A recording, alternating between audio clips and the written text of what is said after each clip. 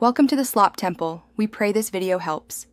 You start by confirming prerequisites: PC performance, headset firmware, and game updates.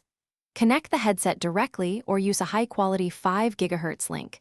This reduces latency and tracking dropouts. Once done, install or update the Mr. Companion app and enable Steam VR or Oculus Link. Make sure the runtime matches the headset.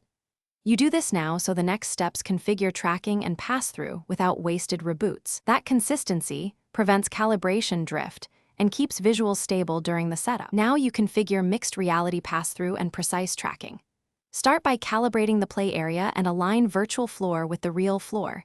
This avoids weapon clipping and prevents trips. Next, enable pass-through layers and adjust brightness and color matching so virtual hands blend with real environment.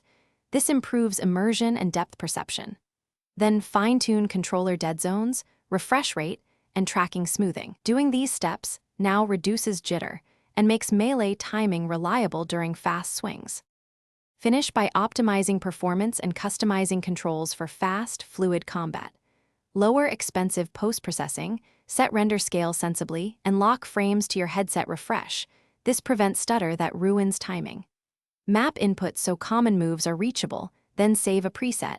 It saves time for future sessions. If things go wrong, restart the VR runtime first, then rerun room and pass through calibration. Make sure USB cables and Wi-Fi channels are stable, because most MR issues stem from connection. Thanks for watching. Consider subscribing if we helped you.